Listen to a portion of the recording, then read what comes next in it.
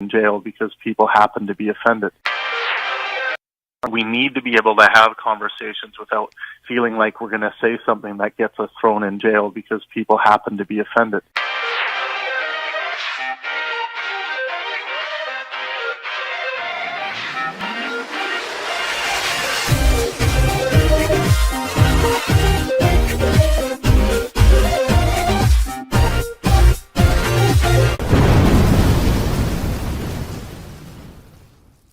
We need to be able to have conversations.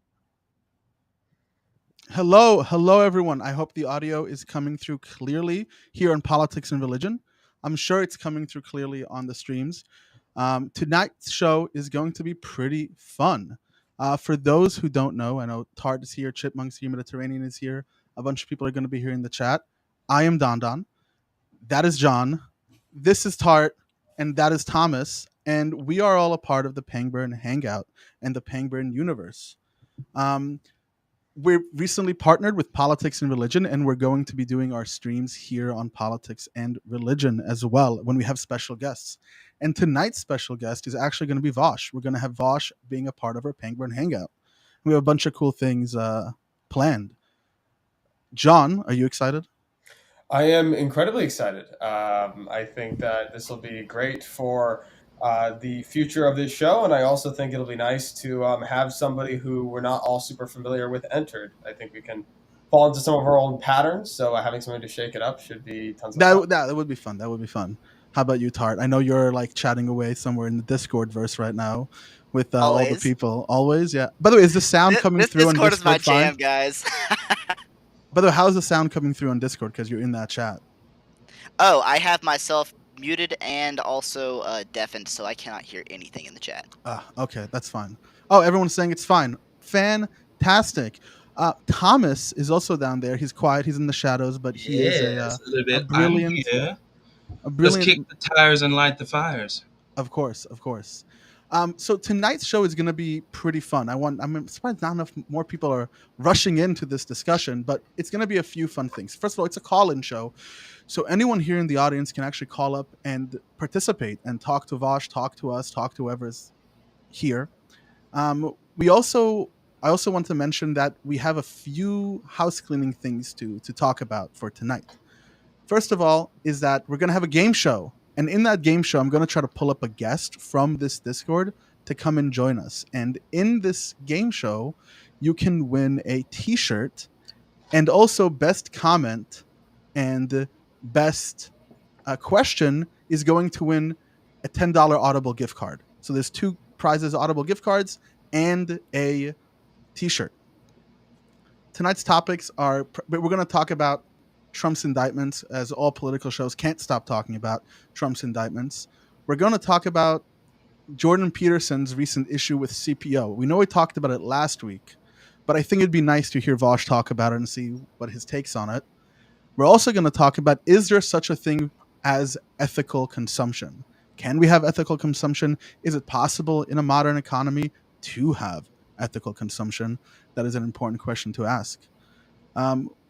Anything else you guys want to say about your shows and things that we have house cleaning coming up? I have Jonathan Zimmerman coming on. He's going to be on the show on, let's see here, this coming Thursday. He's going to be on, and he's going to be in the PNR server. So if you want to call in and ask questions, he's a historian. Feel free, join. Go ahead and call up, jump on the stage with me, and have a conversation with him. It's going to be a good chat. So hopefully you guys will be there. Mm-hmm. How about you, John? Yeah, so tomorrow, actually, I am having on Brian Kaplan at 11 a.m. He is an economist of the more traditional market economics persuasion. We're going to be talking about economics a little bit. We're going to be talking about ethical consumption. So I'm sure that tomorrow's interview will serve as a little bit of the other side of the arguments. So I hope to see many of you there. Man, I wish we could have had that first, because then you could have brought some of those opinions and those like comebacks. Like, man, things just work out in a weird way. Most of them are already here, but he is the expert, and he will be detailing and deepening everybody's knowledge of market economics, basic economics. Some would say. I call that just basic economics, but By the way, if y'all, watching actually want to learn something, there's probably one person on this entire stage that will literally put you through the gambit. That is Thomas. Thomas is currently doing his show on The Philosophy of Science. And it'll be episode 5. So we're going through the ancient and modern history of the philosophy of science. which should be really Nerd shit. Nerd shit? Oh, absolute nerd shit. Nerd shit. That should be fun.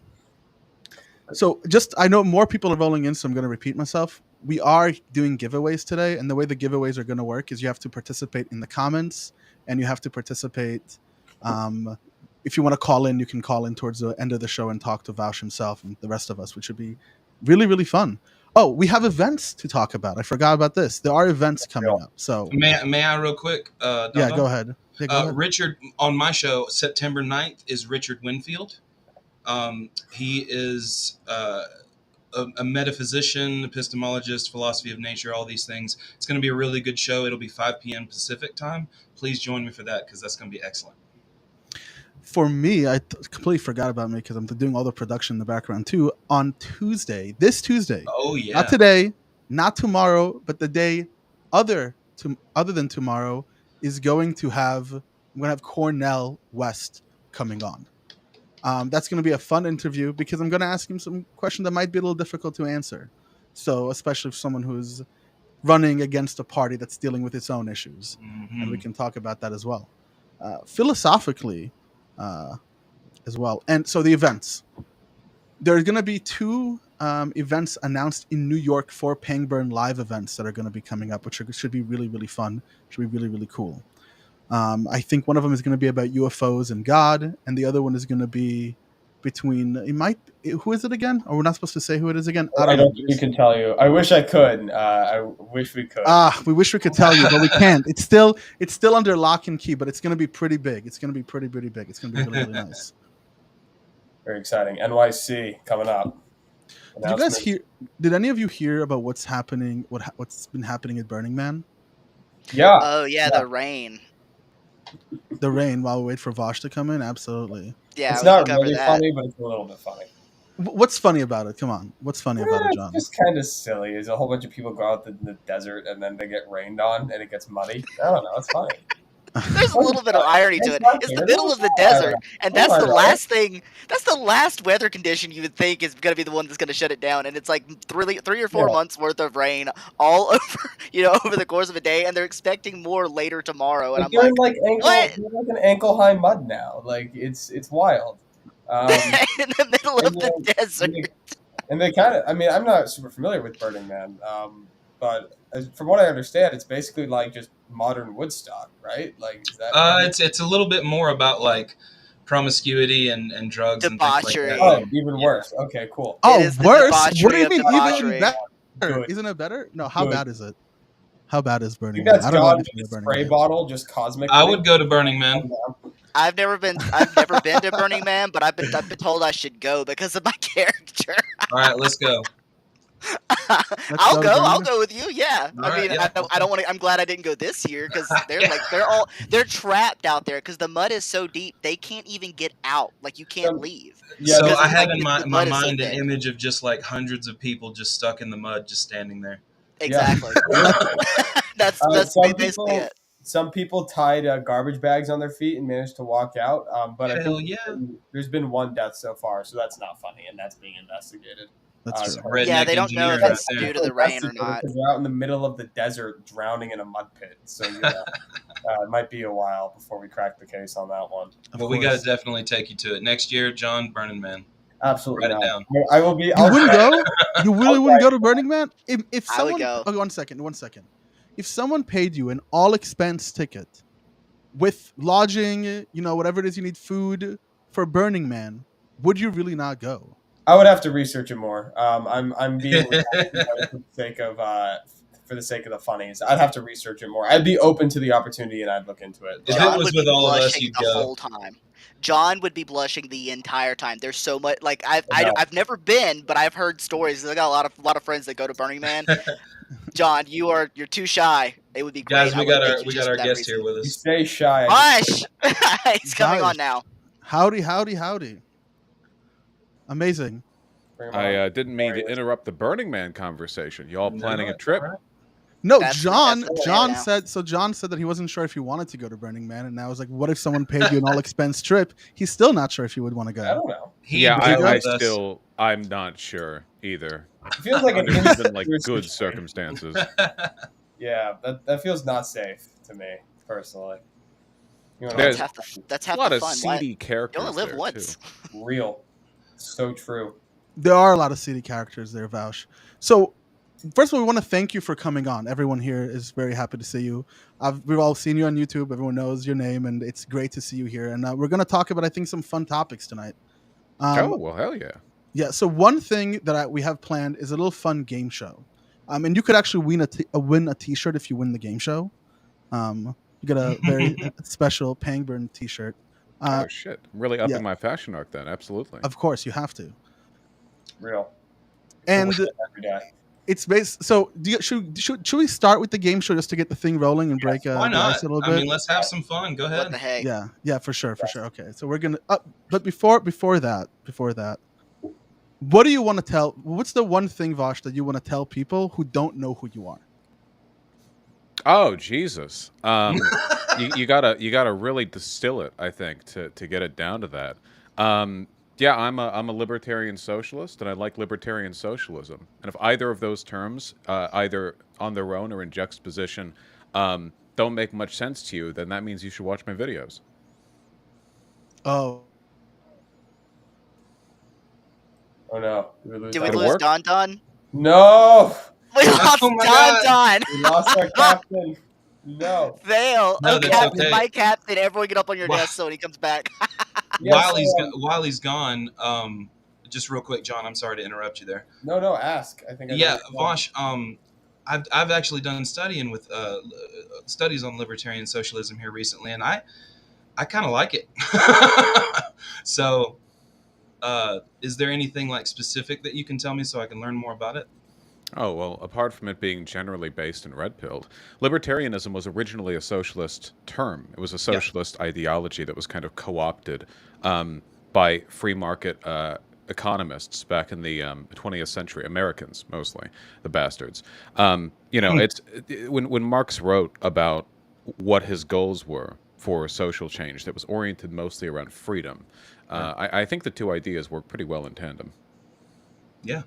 And that's pretty much what I got. Like, from what on my notes, it says libertarian socialists believe that people should voluntarily cooperate with each other in non-state institutions such as labor unions, cooperatives, and mutual aid societies. They believe that people should manage their own affairs either as individuals or as part of a group. So, I mean, everything I read about it seems to be kind of where I'm at. So that's why I wanted to learn more about it from you. Yeah, well, God willing. I mean, I wouldn't want to take away from the show by rambling for 2 hours, but I'm happy to speak positively of it when I can. Yeah. So just to be clear, in order to get to that, just in the interim until Don comes back, that is awesome. You would need to go through an interim phase, correct? In order to get to the area where everybody's voluntarily cooperating. I mean, that's typically what I've heard, is that you have to go an interim phase of more governmental ownership. Is that right, or do you think that you could cut straight to the chase? Well, I mean, I think that ultimately, when we're talking about moving towards socialism, we're talking about a shift in a broad economic sense and a shift in who's in power in more of a political sense. And I think it's much easier to bring about the political change than it is to bring about the economic change, because we're a global economy now. There are so many interdependent supply lines that no one person fully understands, that work like that has to be done incrementally. It has to be done carefully. You don't want to cause any food shortages or anything like that. The political stuff, on the other hand, is relatively simple. The abolition of the bourgeoisie as a class is a much more approachable goal than total decommodification. So a transitory system then would be a proletarian state, or what used to be called a proletarian dictatorship, something that you could use to leverage the political will of the workers while keeping a lot of the complex economic stuff more towards the back burner. Was that how it was in the past, like in certain communist states? Well, usually what happened in so-called states is that the leader of the Revolutionary Army would immediately crack down on all dissidents, kill the anarchists, and institute. Right. Right. So there are lots of wacky ways these things tend to work out in practice. But, God willing, one day we'll do it without that. John, do you remember me asking you about market socialism? Yeah, I mean, yeah. Yes, you did. You should ask. But market Yeah, socialism go ahead, essentially John. You can is ask. libertarian socialism, as far as I understand. Correct? I was just not understand. I haven't looked into it yet, so I just kind of wanted to understand what market socialism is, and it might help the audience to know what it is too. So, Yeah, Yeah. well, it seems to be similar. Yeah, market socialism is the transitory point. You maintain the market economy. People still work for money and use money to buy food or hats or whatever. But there's a socialistic element in that you have economic democracy. Workers are controlled by the people who work there. They're owned and operated by the workers, not by a capitalist who sits on top. And as a product of that, there would not be a capitalist class. So you would have the political power entirely backed by proletarian interests while maintaining a market economy. It's always meant to be a transitory point, of course, because it's kind of like playing with fire. Keeping capital around as a concept in market socialism sort of begs the reemergence of a capital class. So the idea would be that you only do this for as long as you need to in order to secure the political power that lets you do that economic reform. I see. Well, see. Now you've raised a couple of things that I find slightly problematic, but unfortunately, this is We have Don back. Don just came back. Yeah, let's. Something. The by the most bell. unbelievable thing has ever happened. The power went out all day. I've been testing. What? Yeah. It's the most unbelievable. We had thing. fun. It's We had all fun. good. We had What fun. did I miss? Well, we asked about libertarian socialism and market socialism, and then John was about to lay out some of his disagreements. Go ahead. Do that. Don't go let me ahead. bother that. Okay, I have a bit of a question, which is what you seem to be saying when you say get rid of the capitalist class seems to be opting towards more of a worker co-op situation as the general rule of thumb for businesses. I would think that there might be some situations in which a worker co-op might not be the best option, at least even theoretically. So I think you run into the problem potentially of people who maybe don't want to work in a worker co-op and would prefer a level of stability, or would prefer to be managed that way, or think that leadership would be better if you had somebody specialized at the top instead of the more employee-run type of stuff. Would that be allowed under your system? Do you think that would not even happen? I'm like, how do you deal with that? Well, The worker idea of- cooperatives, or even the ones that exist today, are fully allowed to elect their own management. And by that system, if people want someone with some special competence or technological knowledge to lead them in a given field, then yeah, they can certainly vote for it. In terms of like direct capital ownership, as in if people would prefer to work in a business where it is completely top down, where all control is directed towards the owner with no control given to the workers, that would certainly not be allowed. No more so than we would allow somebody to become a king today, even if the subjects of their house were, fully willing to go along with it. So would the idea of like stock ownership for people who don't work in the company just be completely gone, like outside investment? Yeah, we can't have that. There can be systems of Okay. investment, but not stock. Because as soon as you do that, then you have people owning a portion of the company who don't work there, and that immediately sort of Yes. reestablishes the problem. Do you Yes. have to work there to have a stake in the success of the company and its productivity and efficiency? Well, it's not a matter of whether or not you have a stake. It's a matter of whether or not you are a part of the system that is actually producing from that company. I mean, socially, everyone benefits from companies that provide to the public good doing well, but you're going to have to provide that incentive through ways other than stock ownership. Because otherwise, you have capital reinvestment. You get the exact same problem with people benefiting massively from the hard work of other people and, forming their sort of capital empire based entirely off of reinvestment.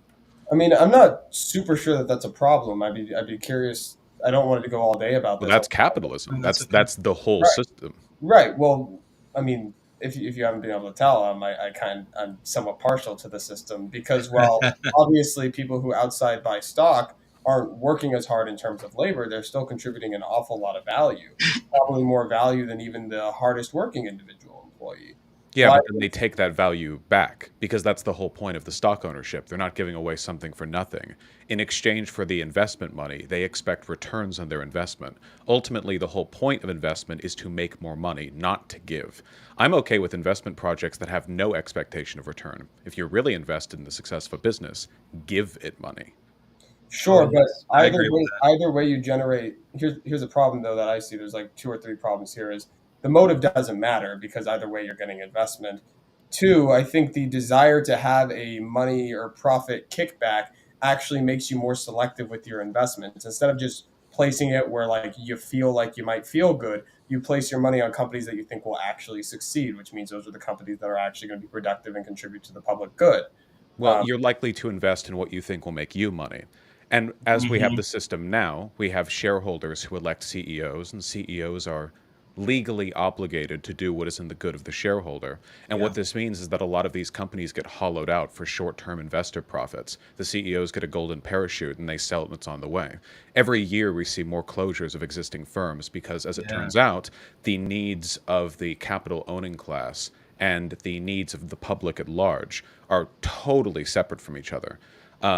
The idea that like capital investment is done to the public good, or that it benefits or prioritize the good. There are plenty of ways to economically incentivize productivity within a company that don't involve handing over ownership to a small group of elites outside the company. After all.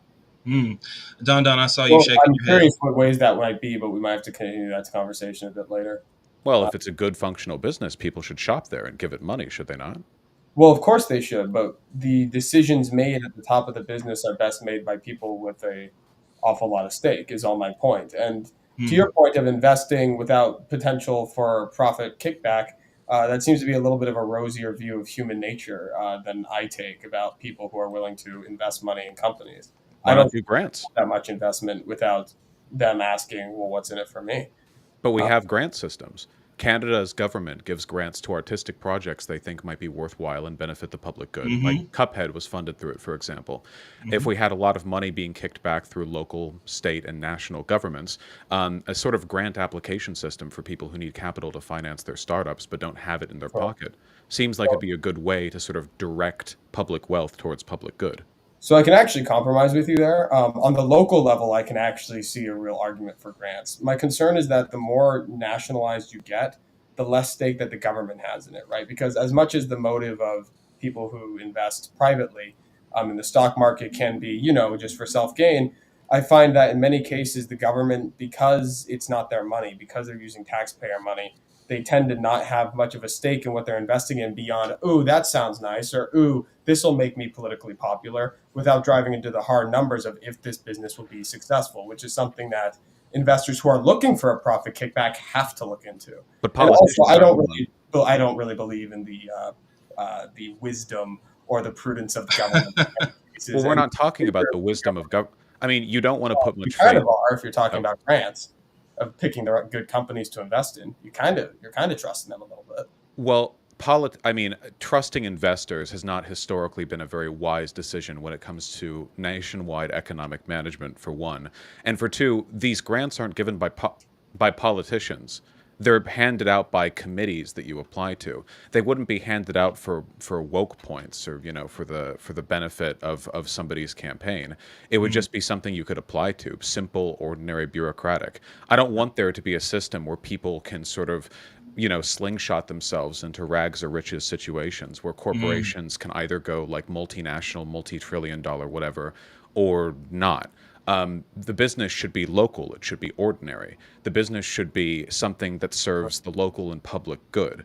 But right now, like we've seen the opposite. Through mega corporations like Walmart, Yep, we've seen wealth stripped out of the neighborhoods where these yep. Walmarts are Yes, placed because exactly.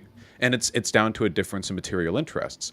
On a surface level, on an Econ 101 level, Walmart seems like it would be economically beneficial for everyone because the products it offers are so cheap. But of Mm. course, there were microeconomies in these towns beforehand. Sure, the goods cost more, but people were paid more for their work because when those goods cost more, the Trying to money just went shut it back into down the slowly. community. Yeah, Yeah. but the money that goes into Walmart just gets siphoned out. It doesn't re-enter Right, the to the community. shareholders and yeah. Yep. Precisely. So a lot of times, Very true. John, when like when we think about does a businessman or like the CEO know how to invest the money properly into the economy of the society or the people who work there? People don't work at a job when they're 10,000 miles away from it unless they have the luxury of being, college educated and they work for like an accounting firm. If you work at a brick and mortar store and that brick and mortar store is Walmart or Target, the profits from that store don't go back into the community that you're in. It No, they gets don't. siphoned out I into know. whatever other projects they're using. But Yes, I shouldn't shouldn't understand this. so Believe me. shouldn't that say in that decision be in those who are inside that business, those who are a part of it? Shouldn't they make a decision the same way that we stop letting kings make decisions for us? Why are we letting capitalists do it? Well, first of all, I know that I've been cast as a pure capitalist just because I'm talking to you. But in actuality, I do have my misgivings, and mass corporatism and the death of localism is a big part of the reason. Well, you were just Why agreeing a I- moment ago about the local. Yeah, which is why yeah, I would be sympathetic to some sort of thing on the local level specifically is where I would be interested. I would say if I wanted to put my Tom Sowell hat on, that those people who work in those companies do agree to it by continuing to work there and continuing to shop there. They're voting with their dollar. I Well, that's realize not that's not really fair, right? Like, well, no, that's fair, maybe not, but true a little bit. yeah, but Limited. if it's not like if that doesn't lead to rational decision making when it comes to resource allocation, we don't have to like play by those rules. Like if we look at the effects of Walmart in local communities, we can't go like, well, they chose to do that. They all understood what like the long-standing decades-wide economic consequences would be because they continued to buy goods at a lower price than they did previously. Economically, people will do what's in their best interest, right? So we just have to shape society until people's best interests are what's like the public good. Okay, so this is the issue is that I think I get really, really nervous about the idea of anybody, quote unquote, shaping society because as you're so concerned about corruption, I am too. I'm concerned about it everywhere, which is why I like most of the power centralized locally and why on the national level I'm very hesitant about stuff like grants because I'm aware that both the private investors and the public are necessarily going to be corrupt and are necessarily going to be dumb and are almost certainly not really going to be orienting us to the common good because I have a negative view of how things at national organization But level see, do. The you're only making guarantee my argument for me though, because that's my argument against shareholders. Because right, I'm shareholders are getting not only like national entities, shareholders are international entities in many Yes. cases, like Mhm. ungodly amounts of wealth controlled by a small group of people who don't even Correct. have like national affiliation. Mm-hmm. So in the same way that you would prioritize local decision making when it comes to like these incentive structures, so would I. Let the workers who work there make the decisions when it comes to how they should run their company. I think you'll get much better outcomes that way. Yes. So just to finish the point is again I agree with the localism thing, but my problem is that I don't actually trust the idea that the workers aren't just going to metastasize into a new form of government by committee that can be similarly corrupt. At least when you generalize to the level of national. Now the problem gets worse at the international level, but not enough for it to overcome this guarantee. Because when I know that once you hit national and international levels, things are always corrupt and are always dirty. But the one thing I do know is at the very least, the private investors are always going to be looking out for production efficiency. And I don't know that that's always going to be true for the government. We are using the word always a lot here, so let's be careful. Almost I mean, much more often. that's like defending authoritarianism because democracy has the potential to be corrupt. Like, first of all, I disagree that investors are always looking out for production efficiency. I think they're looking out for their own profits, and I think that's really easy to substantiate when it comes to their behavior. Like like every major corporation has stockholders. There are very few privately owned ones, and consistently, it seems like we see time after time after time that the shareholders will elect CEOs who will bring about short-term gains for them, or they'll do things that are good for the company in like an economically productive sense, but not good for society broadly, or as is always the case, not good for the workers at that company. I think that like I think that like the myth of shareholder competence should have been like fully destroyed back in 2008. And then the Panama Papers, where it turned out that they're hoarding tens of trillions of dollars illegally offshore. It's like so obvious how hard they're fucking the system because they're not like people who live and work here. They're not accountable to what they do and say. They're these like invisible, shiftless forces that use money that gets managed by the people they hire to control ungodly amounts of wealth and capital flow, just Right. like as a matter of course, you know? And I Right. think that if you bring this down to the local level, which I think does make stuff more trustworthy, if we bring this down to the workers level, not only do we not have the prior issues of like, you know, government being controlled by a very small number of people with different interests than the rest of everyone. But we also see like democratic accountability. If a company's doing really badly, it's no longer this like, oh, well, somebody can just like make a bunch of money off of short-term gains then dip. That can't happen anymore. Now you're really in it for the long haul.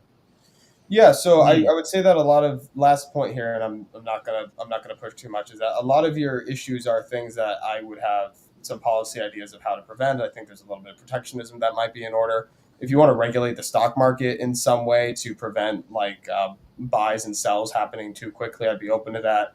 I think we've lost a lot of our spine when it comes to trust busting. I much more enjoy Teddy Roosevelt on that sort of thing. So I think that there's a lot of negotiation room here. But I think I don't want to hold up the show any longer. I want to kind I've of. I mean, enjoyed. no, you're not holding up the show. I thought it was a great Yeah. conversation. I want to Yeah, yeah. apologize. I mean, God I think decided it's to strike interesting. in ungodly times, so No, that I'm really happy to sucks. talk. Yeah, no, it's Of course. really it's definitely. I've been enjoying this conversation quite a bit, so I, don't worry. I think that a big problem in like this discussion, John, and I think what you're like, oh, it works on a local level, but does it work on an international level or wherever it might be, is kind of asking, well, how do we cooperate internationally? Trade is international, right? Commerce is international. We have money exchanges. So how in the world are we supposed to govern that world without actually taking into account what people want, and we're just putting in the hand of those who have the wealth? Yeah, I mean, that's not really my concern. My concern is really that if you have the workers run the show, whatever workers get elected are eventually, I think, going to be corrupted by the power pretty quickly, because that's my view of human nature.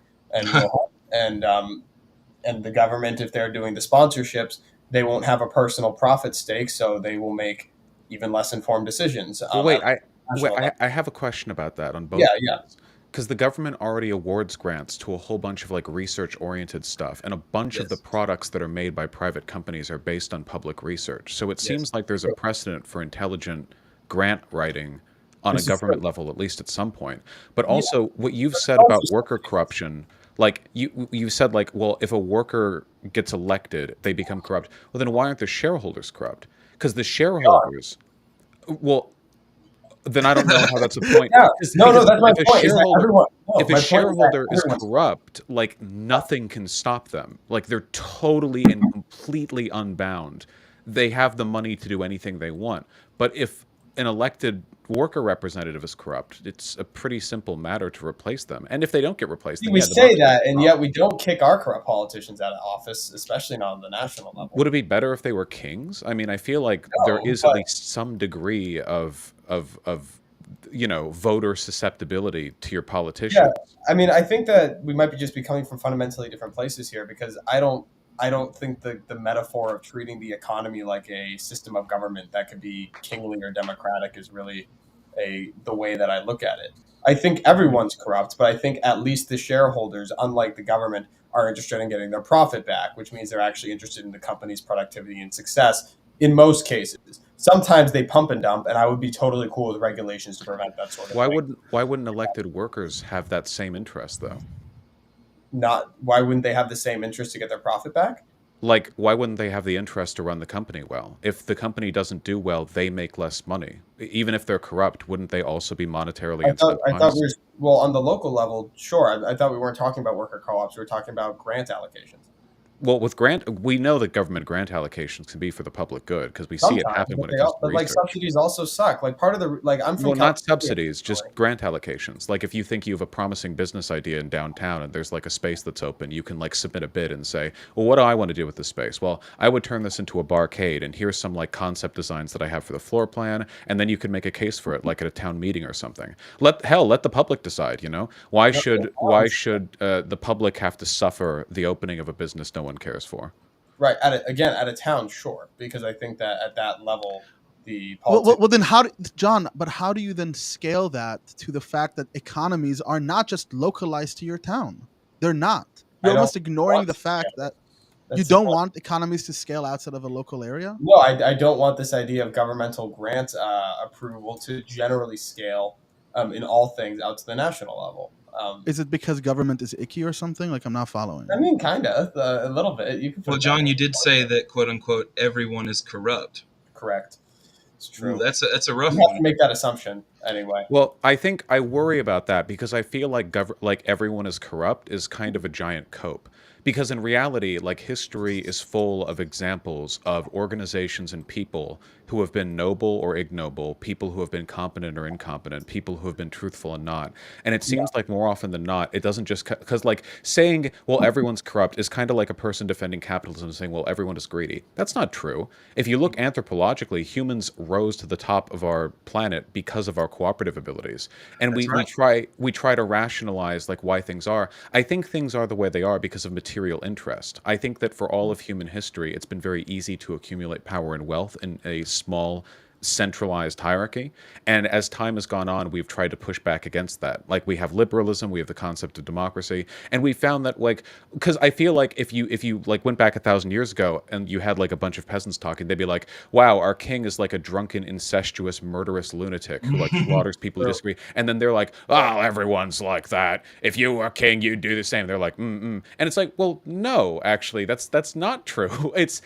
Because maybe the institution of king makes monsters of men, but men aren't necessarily like that. And I Yeah. think it's kind of like that, Worker co-ops already exist, and people there tend to be happier and more productive and produce more wealth than people at traditional corporations. So it's like Not hating on maybe co-op. people aren't all corrupt. Maybe we can build systems where Well, Yeah. people let are me happy. let me explain myself. When I say yeah, everyone's corrupt, I'm not saying that literally everyone everywhere is corrupt. I'm saying that when you build systems, especially the larger you get, right? Because the social fabric tends to get thinner the more you scale any system.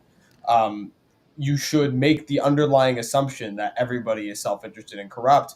That way, you can set the proper checks and balances and incentives.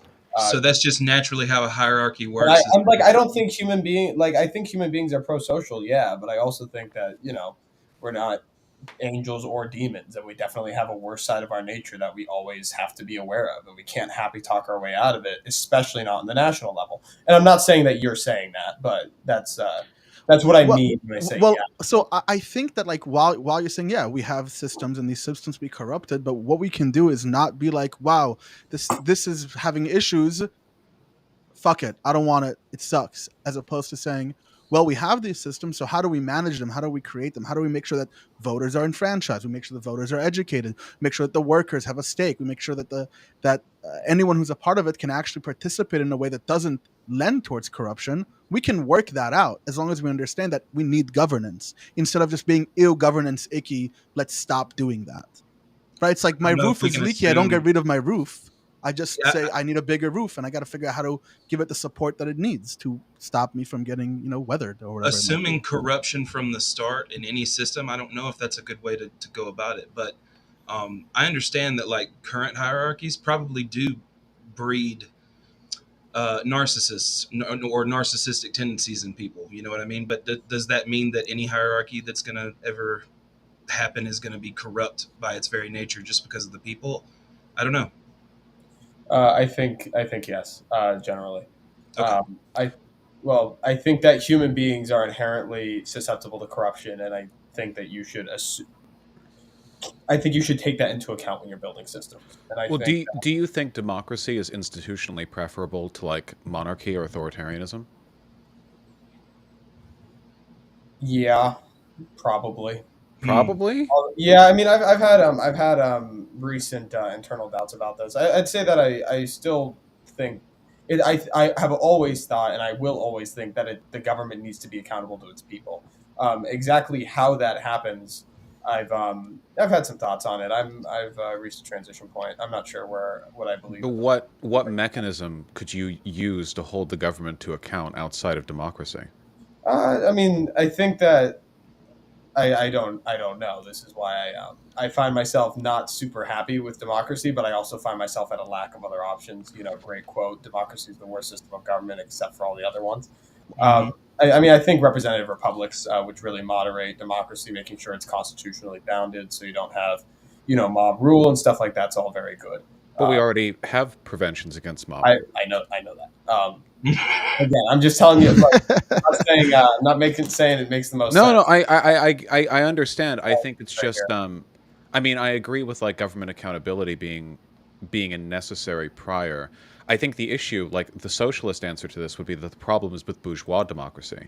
The problem right now is that politicians don't give a fuck about the average person because they are almost exclusively lobbied by and talking with members of the bourgeoisie. Like the people who give them money, the people who fund their campaigns, the people who talk with them from their own parties, at every single level, they are day in and day out nonstop insulated with the both wealth and the perspectives of people with very different class interests from 99.9% of people. And I think that it's functionally like a new aristocracy, right? Like international capital and the shareholders who control it don't live lives like you and me. Certainly their interests aren't the same as yours and mine. Like it's totally disconnected. So I think the problem is those people have way too much influence. I think that a proletarian state, a worker democracy, would resolve many of the issues we have with corruption, because it seems like so much of the corruption that we see is just politicians, in order to get voted in, have to pretend to be sympathetic to the proletariat, but in reality they aren't, so they lie, and almost always that lying is to resolve the disconnect between what their actual interests are and what they say they are. Likewise, not just with corruption, but one last point, then I'm done. Not just with corruption and what they lie about, but also like when we see how they behave and how they campaign, it's so much of it is oriented around like bullshit talking points that are funded by corporate owned media. And it's like the whole climate change debate. There would be no debate in this country or in many other countries about whether or not climate change is anthropogenic, were it not specifically for Rupert Murdoch. Rupert Murdoch, because he is friends with coal and oil billionaires, went around and set up shop in America, in Australia, in other places too, all over the place. And literally, like one guy, because he's friends with maybe a dozen people who make a lot of money off of fossil fuels, just single-handedly shifted the Earth closer to oblivion. The fact that that's even possible is insane. It is. Yeah. So, but I'm gonna move us off this point. I'm gonna move us off this point, and the reason why, because this has been great, man. I'm loving this. I made a game show, a little quiz, that we can have fun with, that I think highlights this and gonna give us a lot of things to talk about. So here it is. Hope everyone can see it. What it's called is Who Said What? Democrats versus Republicans. Is it not working right now? There we go. There we go. Who Said What? Democrats versus Republicans. So the rules of the game are very simple. There's going to be a quote, and you're going to have to guess who it is. If it's a Democrat or Republican saying it, that gives you 1 point. And if you get 3 points, if you can guess also who said the quote itself. Are you guys ready? Vosh, you ready? John, you ready? Yeah, I'm going to be terrible at this. Absolutely. I'm terrible at it. Okay, first quote. Take out a credit card from the Bank of China in the name of our children, driving up our national debt.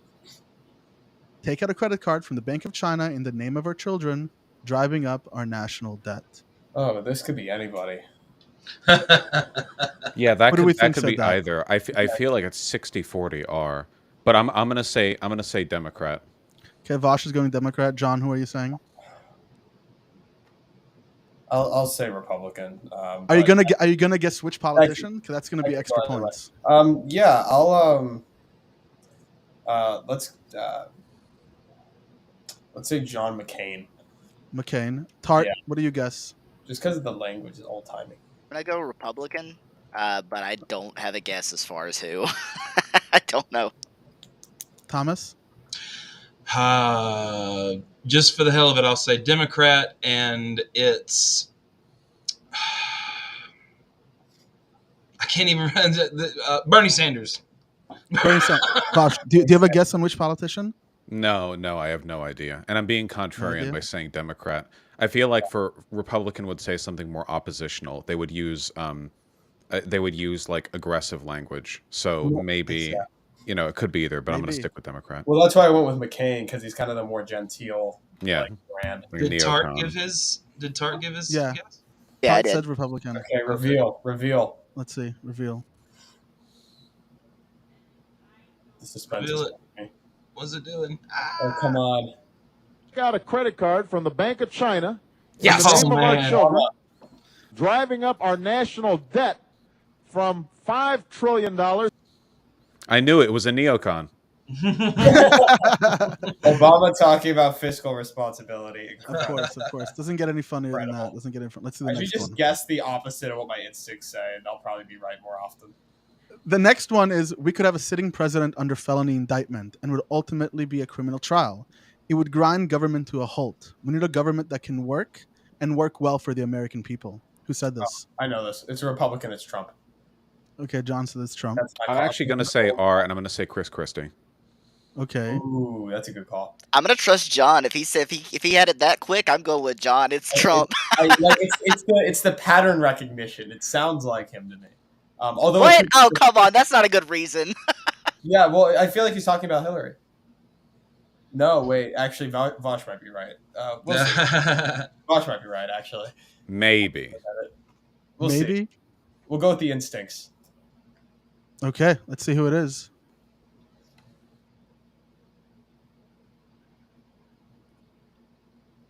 Come on.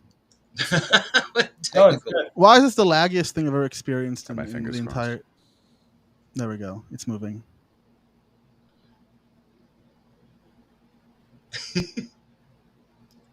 Where's the reveal? Oh, come Where's on. the reveal? It's coming. It's Drum coming. roll, It's coming. please. Come on. Dramatic tension. Dramatic tension always. Well, have a sitting Ah.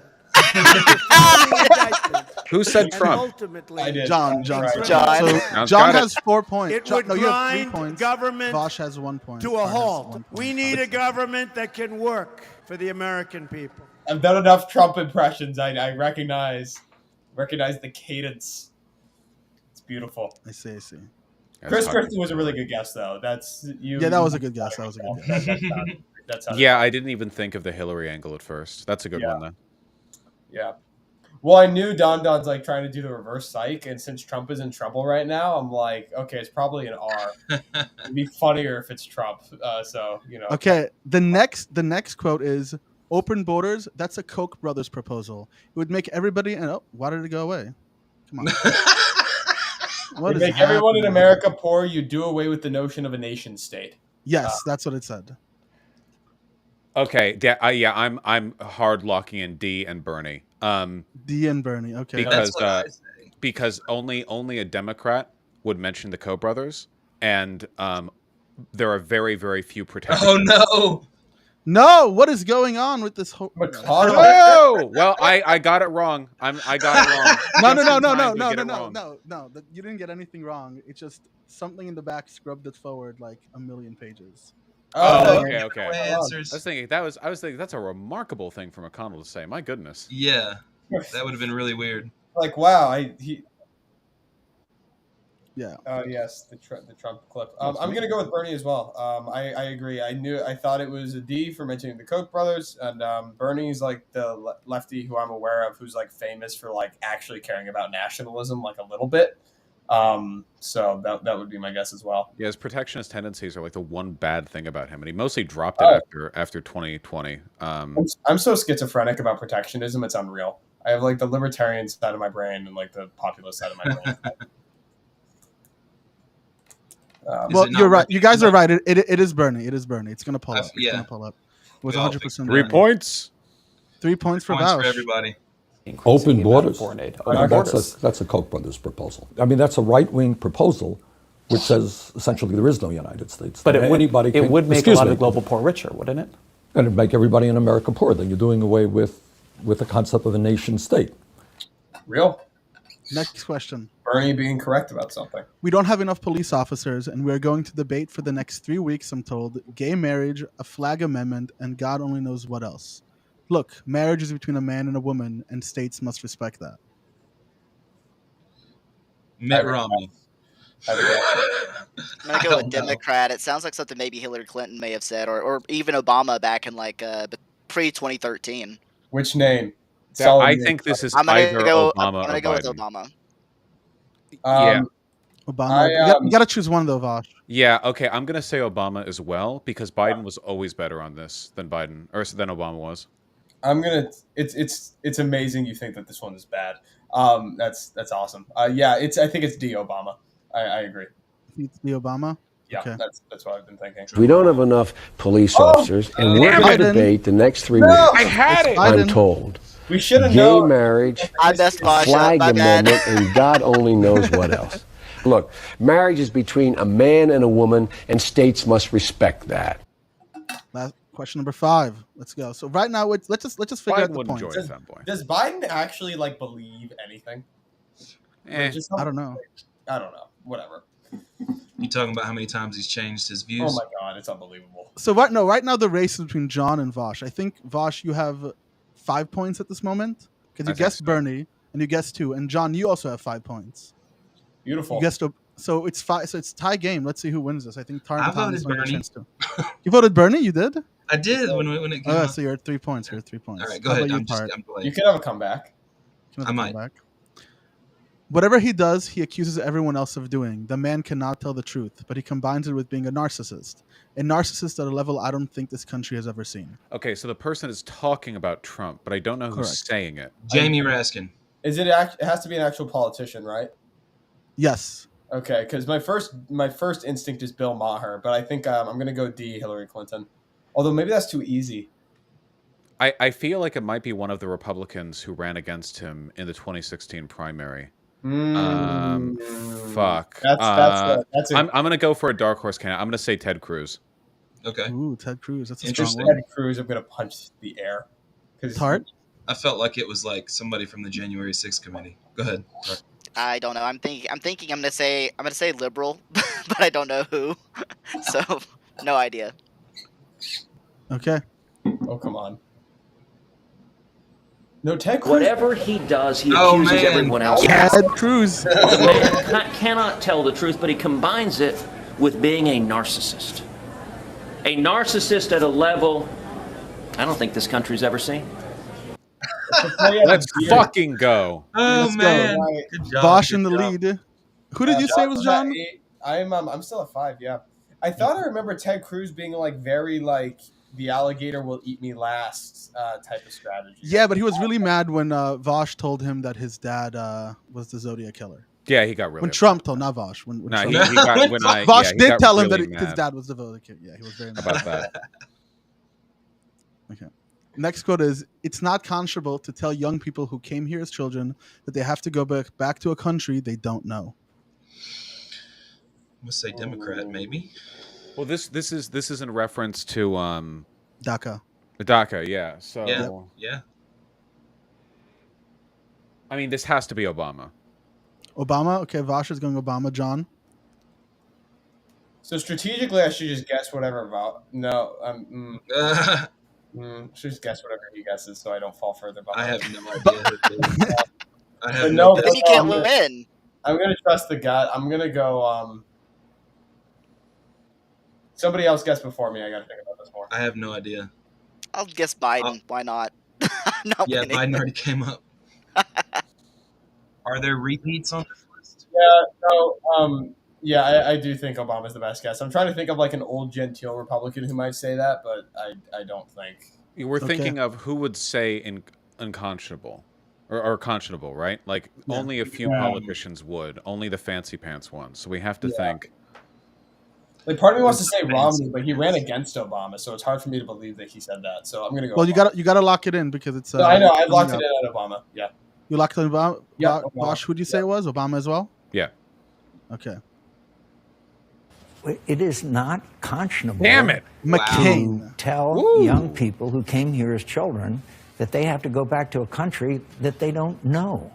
And by the way, there's 900 of these dreamers that are serving in uniform in the United States military.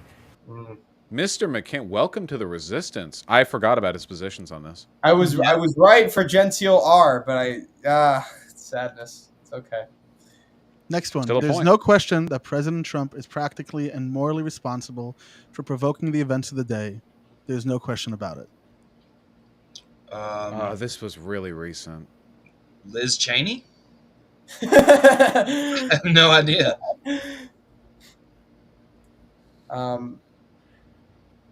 I think is Bill Barr an option? I say Bill Barr. Oh, Bill Barr. Yeah, he's not really a politician. Does he count as a politician, Don Don? No, he does not. I did not. No, it's not Bill Barr. Okay, damn. I'm gonna go Republican. I'm gonna say Chris Christie.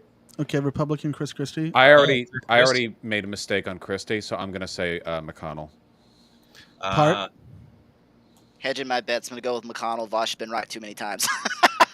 Yeah. Let's go ahead and see. I must bow. I am not as terminally online. There's no question.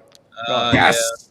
President Trump Hedge is my bets. practically And morally responsible. and morally Yep. responsible for provoking the events of the day. I remember him saying this. That's the question. Yeah. I am a turtle. Cocaine. He's fucking dead now. Is the thing? Is he dead? He didn't die. No, he died. Yeah. McConnell is dead? Yeah. Are we sure? Right. Yeah. Right there. No, I mean I know he froze, but I didn't know he passed away. Did he actually pass away? Yeah, he never unfroze. Windows 98 strikes again. Yeah, they haven't found a way to. Boss, we should cancel you for spreading misinformation on me. What? I haven't seen it. Listen, okay, I believe what I see, and I haven't seen him since the freezing. So it's possible. We don't know. No, Cocaine Mitch is immortal. You can't die. Well, Vosh, you just won a T-shirt, so we're holy gonna shit! send you Hell one. yes, it was faded.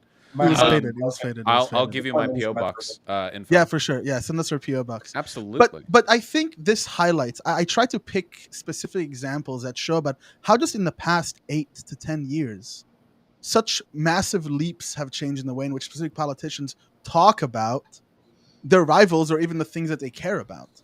Like the Republican Party has moved so far away from even thinking about DACA.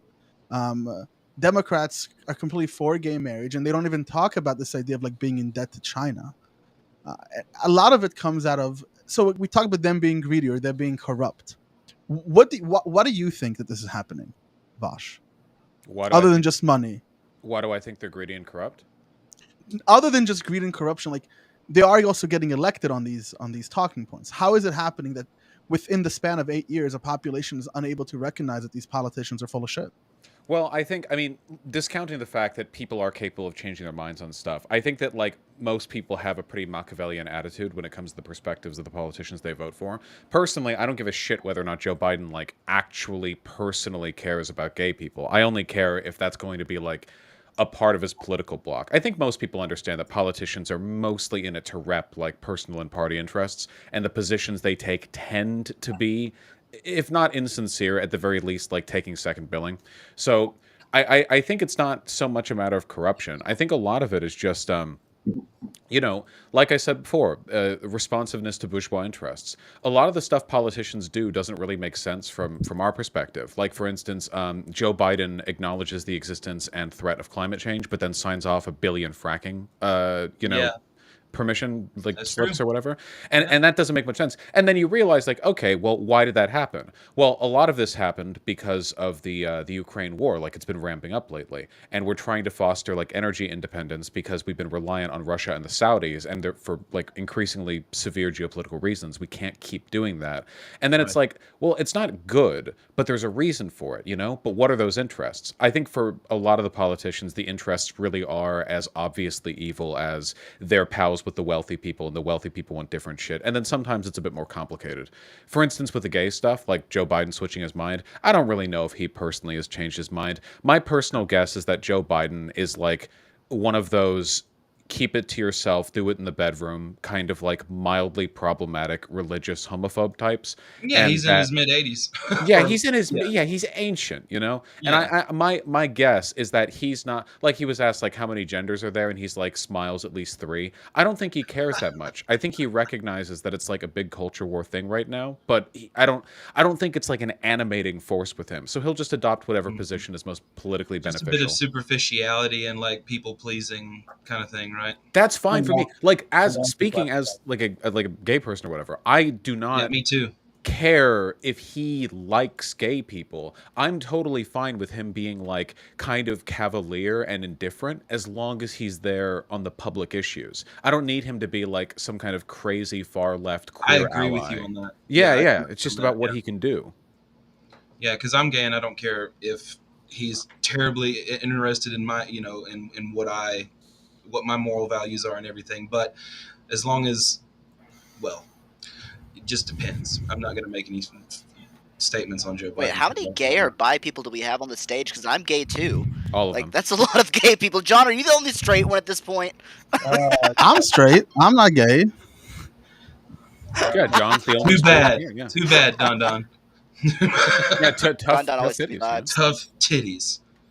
And he keeps on disconnected. I mean, part of my answer is I think that politicians have changed their minds so much. I mean, I think that part of it is, invested interests and elites. But I think that those interests are also coming from a different place of just rapid polarization in terms of just basic values. Like, America barely agrees on anything anymore, and that seems to have sped up over the last decade and a half in a pretty serious way. And I'm not saying that rich people don't have interests, but I also think that there's more to it, because it's not just rich people who I disagree with vehemently. There's also I disagree with you vehemently on many things, for example. And I find on not just on policy, on economic stuff, but I disagree with people all around me all the time on the most basic values. And I think that that's something that is rapidly accelerated recently. The reasons for that are very interesting and complicated, and I don't really know all the reasons, but I do think that not to be a cliche conservative here, but the fraying of the social fabric is very real, and I think that has a lot to do with it. I think it comes down to bourgeois interest perfectly, actually, because 30 years ago, I think most Americans were what we would today call kind of indifferent to lightly homophobic when it comes to gay or queer issues. Yes. With a small portion of people being militant on either side. And now the number of people who are indifferent is very small, and people are militant on either side. And that is 100% due to a completely artificial culture war started by the GOP when they started rambling about trans people in bathrooms. And the reason they did that that's what started it? The modern current culture war on queer people thing, because they lost the gay marriage issue with Obergefell in 2015. So why wasn't that the first shot? Huh? Why? So I'm just curious. Because the American zeitgeist has moved towards accepting homosexuality. It's on TV. It's everywhere. It was completely accepted. Right, but Vosh, the question for you is, why do you feel like as you say, it was very militant minorities on both sides? I appreciate the consistent grooming, by the way. It's lovely. My mustache hairs are tickling the fuck out of my face right now. It's it's all good. I love it. But why? I agree that most people were indifferent, and there's militant side fringes, which is kind of how all politics was for a very long time, is fighting over indifferent middle. But why would you say that the beginning of the artificial culture war happened with the GOP's pushback, or push, let's say, to keep the language neutral, as opposed to Obergefell or something like that? Why do you put the starting gun there? Because well, for one, we know objectively that they were lying. In fact, documents have already leaked, emails behind the scenes, where it's very clear that a number of Republican politicians, leaders, and strategists were making stuff up or deliberately over-exaggerating stuff, and that they were aware that they were doing it. The thing is, it's like abortion for the GOP. The GOP politicians don't give a shit about abortion. They rape and they have mistresses and they get their abortions quietly. They personally, they don't care, but they use it as a stick with a carrot at the end to try to move people to support other policies that would otherwise be a tough pill to swallow. Pro-corporate policies, mostly. Really tough to get a significant number of people voting for you when your promises make the wealthy wealthier. So you can try to smooth that over with narratives about how trickle-down economics works, which it doesn't. It's provably not working. But a more effective way is to go, oh, okay, well, let's not even talk about the economic issues. Let's talk about the real crisis facing America, immigration or gay marriage or this or that. And the culture war has always been a way of distracting from the real positions of the party. Though I think recently the positions of the party have shifted to the point where they actually are number one, transgenocide, and the economic stuff is second fiddle. I think if you asked Marjorie Taylor Greene, if you could read her brain or whatever, what does she really give a shit about? I don't really think it'd be tax policy, I think she just wants gay people dead, and the other stuff is just kind of part of the package. You really think that? I mean, she's advertising. I'm sorry, John. Is that exact? I'm trying to tell if that's exaggeration or. No. I think they do. I think that most Republican politicians and strategists either actively want queer people dead or are okay with them being dead if it serves their political interests. Yeah. Sure. I mean, she's advertising to the people that like that kind of shit. You know what I mean? She's advertising herself as someone who likes guns and all the silly shit that she said. I mean, that's to is a real woman. She's a real woman as opposed to a fake woman. Yeah. But So she's saying all that to get. I'm still not sure why you think it's artificial though, because I can tell you. We why know I they think were it's lying. artificial. We literally have leaked documents. Right, but that doesn't mean that people don't actually really truly disagree about. Well, these do you know about like the hack app, and how Fox News has utilized this hack app where they do some people are worried about they'll put out things like some people are worried about X, or a lot of people are talking about Y. These are things that you can't even prove, but we can see that like uproar around CRT and uproar around trans people. You can literally look at like Google Trends and Google searches are literally related to what did Tucker Carlson have on the news the night before. Like these issues are manufactured, right? CRT until Chris Rufo came on Fox News wasn't even talked about.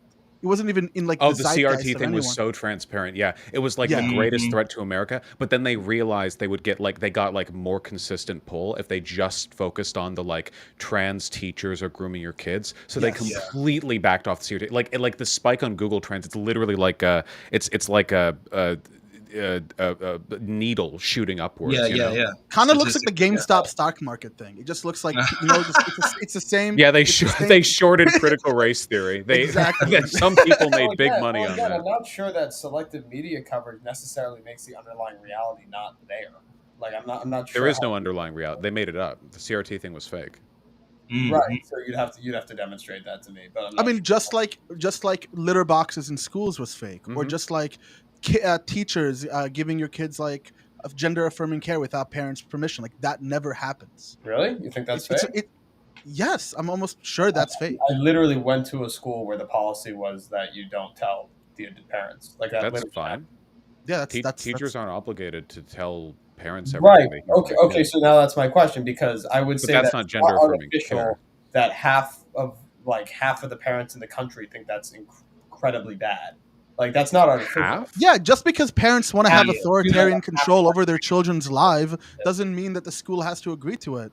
Right? There's tons of parents but that's want not to what be. I'm not arguing on the merits right now. I'm arguing that the value differences aren't just purely manufactured and purely artificial. I feel like those value differences are real. Where did the paranoia of teachers not telling parents that about pronouns used at school, like where did that come from? You mean the problem is like people will be concerned about what they're told to be concerned about. So if you have institutions like Fox News that are getting them concerned over meaningless and like insignificant bullshit, then it doesn't really matter if they're actually bothered by it, because their concern is fake. Hold on. You're saying it's meaningless and insignificant. I am. Again, they don't necessarily think that. You're saying wait, because they dared to bring it to the attention of people who would care. But I don't care about what they think, is the thing. Right, but I'm not challenging you on the merits. I'm challenging you on the artificiality. If they really do care, if it really is what they think, it's not artificial because Fox News decided to bring it to their attention. No. By artificial, what we mean is that these are not concerns that arose from lived experience or from an actual awareness of reality, but rather they were told to be paranoid about it by media institutions who benefit from it. A good example would be like the Y2K bug. The Y2K bug was a panic that was largely non-manufactured. It was fake, but people sincerely worried about it because people are idiots and they fall for shit. And like there were some tabloids pushing it, but it wasn't like there was a big media conspiracy to make people think Y2K was real. But then you have shit where like there's very obviously like the litter boxes in schools thing, which never happened and is fake, but people are genuinely concerned about it as a product of like a deliberate effort to make people worried about it. Like it's the artificiality of what information's being delivered to them. First of all, I don't know anything about the litter box thing, to be honest with you. And I also don't think that the Y2K thing is super relevant, because Y2K wasn't real and was never real. 2000 Neither is the litter box thing. The apocalypse. That was never going to be a thing. And you're saying that Fox News made them care about it. I'm not convinced that that's true. From my read, I think that Fox News and these corporate interests had an interest in driving up their numbers, and like all corporate news has an interest in, the panic clicks and all that stuff, and that's very true. But I'm not convinced. I feel like you're reversing the order of operations here when we're not sure we have to. I think that they just didn't know because it was an under the radar policy, and then Fox. It's not. Well, it's not an Like, under why the is it- radar. why is Wait, it wait, Fox- wait, wait, wait, wait. But even why your is it- framing. Wait, wait, wait, wait. But even your framing is wrong.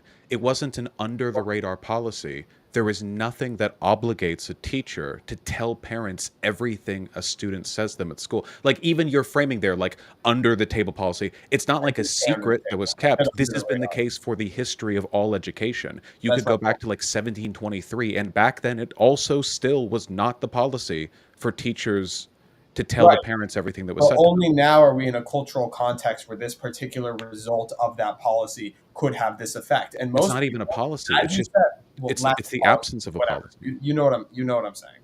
And you're telling me that Fox News is bad because they told parents, "Hey, guess what? This is a thing now." And I'm not convinced that Fox News like made them paranoid. I think that, as you say, it didn't happen from lived experience. Let Don get in here, guys. Their attention, and then this would be like if there was like out of nowhere a million media segments saying that Walmart has a new policy where if your kid goes up to a Walmart worker and says, "Hey, I'm trans actually, can you call me by these pronouns?" and the Walmart worker says, "Sure, okay," the Walmart worker doesn't have to tell the parents. It would be like it is that level of dumb times 10.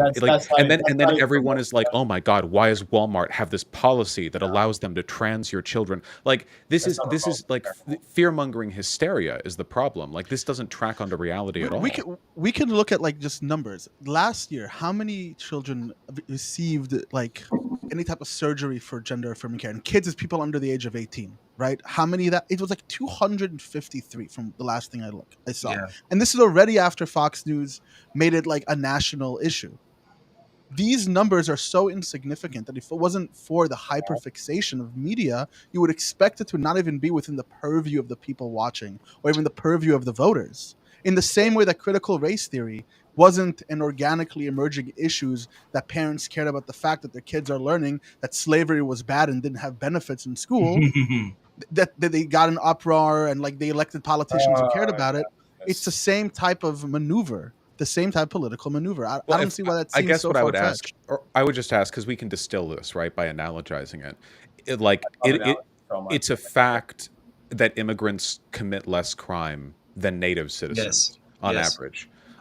So if we've had immigrants for decades and centuries in this country, if there was like out of nowhere this like sudden push by a bunch of conservative media institutions to hype up the danger of immigration, and a bunch of people started sincerely getting like paranoid and fearful about it, I think we could fairly call it like artificial, because even though immigrants do commit crime, every group does, and even though some crimes that would have been listed in those segments would have actually happened, so those individual elements are truthful, the overall social panic is both unsubstantiated empirically and also like completely artificial because it was done to their benefit, like they just wanted to push that narrative. I mean, how else would we know when anything is true if news organizations can just manufacture any narrative and then post hoc justify the legitimacy of their coverage by pointing to all the people they riled up?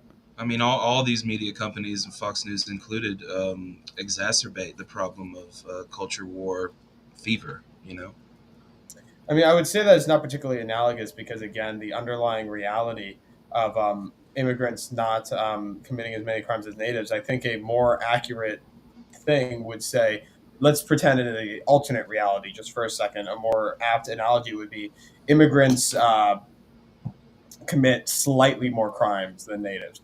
And people, especially in, let's say, certain areas. And people aren't really aware of this because it's somewhat small. But then all of a sudden the news starts to talk about it, and maybe it's an art for various motives. And then people say, hey, because they commit more crimes, I think that maybe we should have a different immigration policy, even if it's only slight, even if it's only a little bit, and even if it's been true for a long time. If things were different, John, things would be different. That you are upset because the news noticed and told people, and then they started to notice. Like, why So is what did they I mean, notice? no, but I know. I don't think you're well established to argue about impartiality in media when you refer to this as a policy. Like, again, the teachers not telling the parents of students about the students saying that they're trans or want different pronouns in class. This is as relevant and as meaningful as saying Walmart employees will use the pronouns That's they're not asked true, to. though. No, You interact it with your is. teacher every day, all the It time. doesn't matter. All the time. No It's a one, primary social environment. These no are one has not ever. It remotely doesn't. comparable situations. No one has ever fronted the idea that teachers have to disclose this information to parents. And the idea that they should have to just because some trans people exist is ludicrous. We're literally like imposing this. First of all, I would argue it's a pro-grooming belief because the people most likely to groom children are the family or people directly adjacent to the family, not teachers, not even close. Yeah. So I think that by like so many instances of sexual and physical abuse are found out because students disclose it to teachers, and I think that environment of comfort is really, really important because the social narrative that teachers are all like gunning for the opportunity to trans children is completely nonsense, you know? So this fear mongering is basically just the hysteria of conservative parents who don't want anyone to have any control over their kid but them. But their kid is their own person and they have a right to use different I don't pronouns agree in with this. class. But I want to add that a teacher's job is not to report to parents. If a child or a student comes to a teacher with the problem that they have or an issue that they're facing, and that's something that the teacher feels is necessary because teachers are mandatory reporters for abuse, they feel that they refer to a counselor or they refer to the school psychologist to go ahead and take that, help that kid do what they need to do or deal with the issues they have to deal. The teacher, that's not what's happening here. Like we talked about the numbers of how many trans kids are actually getting like surgeries, under the age of 18, and whatever those numbers are, it's about 200 something in the last year. And then we look at the fact that immigrants aren't committing higher crimes. Right? So like your analogy is if the world was different, then the world would be different. That's not what I but said. It's not different, right? If they if the news reporter on the fact that for example, does Fox News? I was making the analogy more accurate. That's all. Yeah, but the analogy is if things are different, then things are different. But things aren't different. Fox News lies. They literally lied about CRT, and they lied about the trans problem, and they lied about the fact that immigrants are more criminal. Like, these are all lies. Mm-hmm. Can you not see that? They did get sued by Dominion for massively depends on the case, and I'd have to look into it. So I think we can end the segment here. Here's what I'll say. I think that the primary fundamental disagreement is about parental authority. I think unlike every other person in this room, I think that teachers are mandated that parental authority supersedes government authority. And when it comes to their children in almost every case, and if a teacher experiences or notices a developmental feature or development in a child that is of sufficient significance, they do have an obligation to report it to the parents because the kid fundamentally falls under the authority of the parents, not the government. No, but wait, but you're conflating. I realize that it's incredibly fair now, but the second that parents realize, oh, this is actually possible, and we're actually in a cultural moment where this might tend to happen. You're already conflating. Right, it doesn't happen a lot, but now they're kicking back to make sure it doesn't happen at all. So again, a couple of things. First of all, you're conflating. There is no governmental authority here. Nobody's arguing that parents have to disclose this to teachers. It's not an expression of governmental authority for a teacher to listen to a student talk to them. Disclose to parents? No. It is not governmental authority to just not have to disclose everything to parents. Children aren't objects. Well, then parental authority should be large enough to create that mandate. No, I think, respectfully, I think that's genuinely psychotic and like groomer talk. I think that's like it's psychotic that if a kid has that like everything that a kid says that could be relevant to their personality development or their identity has to be reported back to their potentially abusive parents. If they're telling this shit to the teacher but not the parent. Wait, if they're telling this to the teacher but not their parents, there's a pretty strong indication of how they feel about their parents and the likelihood of those parents taking them seriously, right? Okay, so this is really the divide. You think that are you of the opinion that any parent who would opt for like watchful waiting as opposed to, absolute affirmation qualifies as abusive? Yes, easily. Yeah, okay. Well, this is our fundamental value disagreement because it's an empirical one. It's an empirical one. I'm only citing standard medical practice. Yeah, well, If a kid, I mean, if a kid wait. says, medical ethics around this issue are not something. If a kid says, like, I would like to go by, she, her, or he, him pronouns, or whatever else, I'm not saying you have to run out to the store and buy them a dick or whatever. You can talk about it with them and work it out. Soon, but like, slope will happen. Guaranteed. No. No, slippery slope is literally called a fallacy. Yeah, it is a fallacy. No, but like just like shrugging and pointing to slippery slope. They said this about gay people. They said, oh, well, first it's gay people, then it's marrying like dogs. Then it's pedophiles, then it's blah, blah, blah. Yep.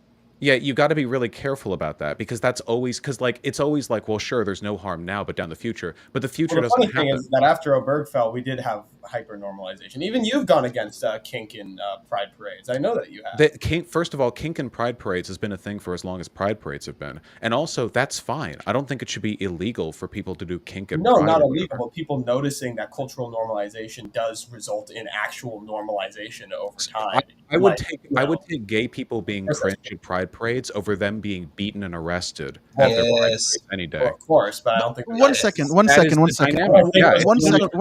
You argue about the consequences of normalization. That is what you're arguing against. Yeah, it's that is the dynamic. It's gay people being loud and cringe, or it's gay people being beaten and arrested. I do not accept this false binary at all. That is literally the line on legalization. I want to get in here on something because I just want to point something out, John. It doesn't seem like the safety of the kid is always but come first, right?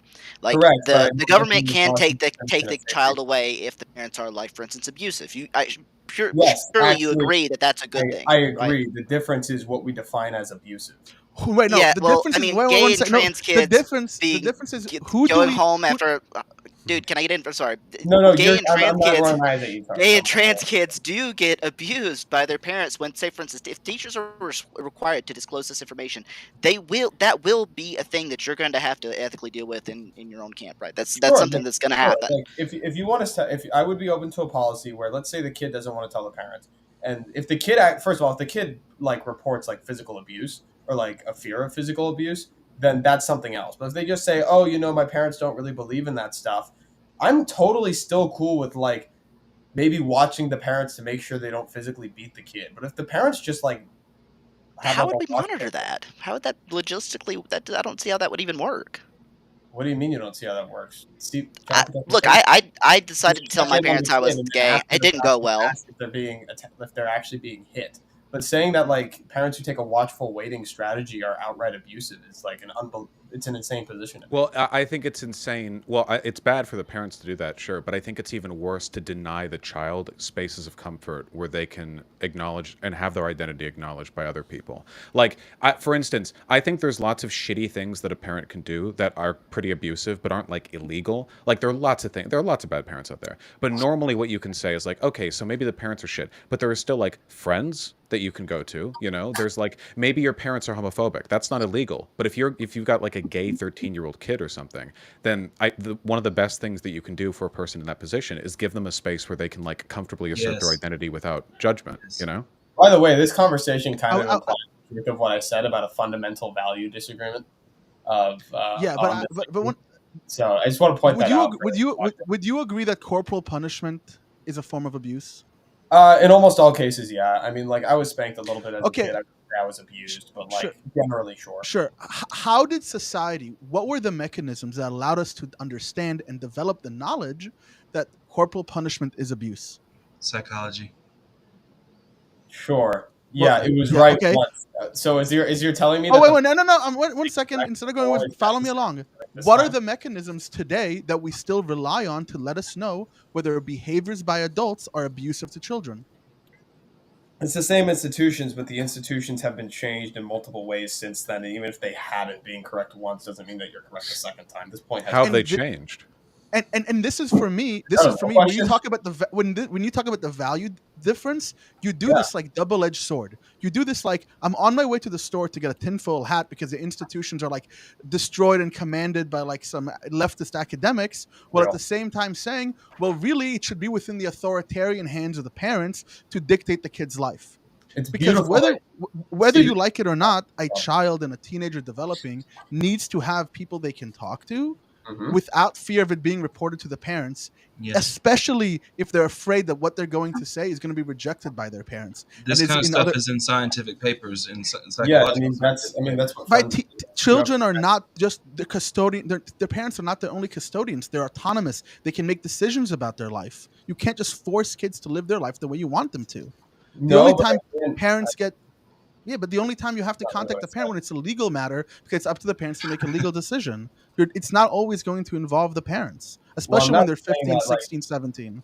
well, first of all, I do believe that kids have people to talk to other than their teachers. There are such things as, friends and family friends. All I'm saying is that if you are an agent of the state who is charged temporarily with care for a child, which is essentially on loan to you from the parents, because that's what a public school is, because they don't have to be at a public school, they could be at a private school, then you have an obligation to report significant developments in their development if those developments are significant enough. Yes, 100%. And I would say that equivocating like parental authority to being like just as authoritarian as that, I think that's insane. I think families are a fundamentally. May I ask real quick, real quick, I mean, John, we're kind of who else would? here, but so we can move on soon if you like, Don. I wanted to ask you real quick, John. Last real question quick. by Thomas, and we'll move on. Yeah, who else can children tell about things than their teacher or their parents? Friends, family. No, friends. that can actually do something to help them. What do you mean by help? Like, as in, if the child is telling the teacher, "I'm getting beat when I go home." I mean, beat. They can tell teachers if they're getting beat. That's fine. Okay, so the main issue here is with the trans thing, then, right? Yeah, because saying that, let's wait till you're 18 maybe, and then see if you still feel the same way before we start doing anything. And in the meantime, we can take alternate forms of care that Don and I have talked about, and that's a huge longer conversation. Yeah, I wouldn't exactly call that the What same. alternate forms of care? This is another conversation, but is it care that's like validated by the medical establishment, or is it like conversion therapy care? Conversion therapy is like mandatory watching of a screen telling you you're wrong. No, of course not. I don't. That's not what conversion therapy is, though. Conversion therapy. That's what people think of when they hear conversion therapy. Well, no, conversion therapy camps. No, people don't have like an exaggerated belief about them. You usually go to these like Christian camps where they're like, "Hey, we're going to learn ways to learn Pray that the you're gay actually away. not like that." Yeah, like pray the gay away shit. Would this all apply if a kid was gay? Like if they were like, my parents are horribly homophobic and I think I'm gay. Like if they told that to a parent, do you think, or to a teacher, do you think that would be like disclosure time? That's a good question. I'm not sure. I would be, if I could give you like a knee jerk opinion, but it wouldn't be thought out. So I try not to say. I think we're massaging this point to like its death. Yeah, I mean, I agree. I think we've just gotten repetitive. Yeah. So I will say, what would persuade you, John? What would persuade you? Like, let's say for instance, we tried this. We mandated that teachers have to inform the parents of this, and we find that there's a spike in abuse of these kind of children, deaths of these kind of children, those sorts of things. Would that persuade you that this was a bad decision? Probably.